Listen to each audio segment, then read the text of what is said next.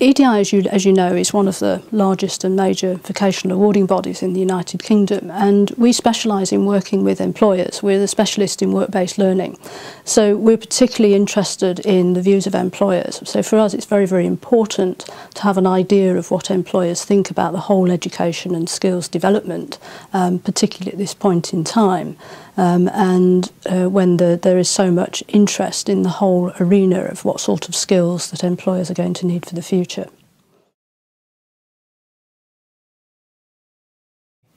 Well, there are a number of reasons, aren't there? I mean, I think the main one is that we hear so much about the policies for education and skills and training being demand-led or employer-led. And in that context, I think it's really, really important that we know that we are listening to the real voice of employers and a very wide range of employers, and that we're not just hearing the voices of those who are the biggest or the most vocal. So in this particular context, I'd say that it was really important for the small and medium enterprises to get involved as well, because we want to hear from them and want to hear what they're saying about what's important to them in terms of the skills and the training that they think they need. So it's for a wide range of companies, and some of the larger ones might also like to think about the international dimension, because there is something very important there about making sure that we have the skills and the training to enable British firms to operate overseas. And we know both CBI and the EDI have got interests in other countries, so that's something that they might like to look at as well in terms of their response.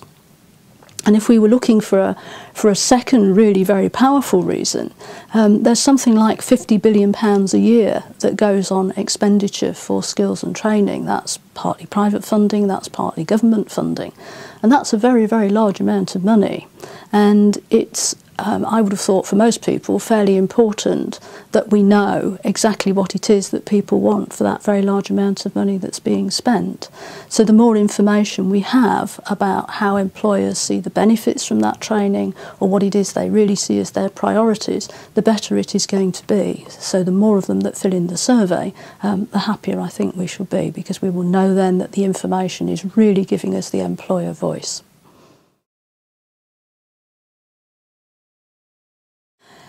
There are a number of things, aren't there? The one that really springs to mind is that there are a number of really important changes that are taking place in the qualifications and education and skills market already. We've got things like the new status of apprenticeships, we've got the introduction of the qualifications and credit framework, which means that all the qualifications are going to change. We've got some new qualifications being invented for literacy and numeracy in the case of functional skills.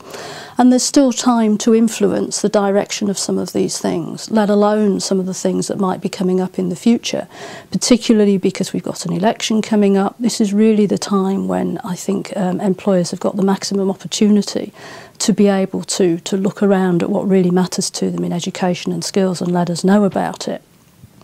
Of course, it would be very difficult not to make passing reference to the recession. You know, we've got £50 billion or thereabouts being spent on education, skills and training. That could well be reduced. Even if it's not reduced, we're going to be talking about how it could be more tightly focused. We're going to be looking for efficiencies. We're going to be looking for different ways of spending that money. And we're going to be looking for ways in which employers might choose to make a greater contribution to the training of their workforce.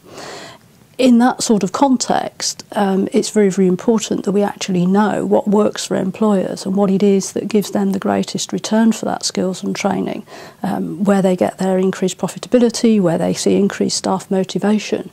So the more we can get information to be precise about the sort of skills and training that they want, the more beneficial it will be for employers.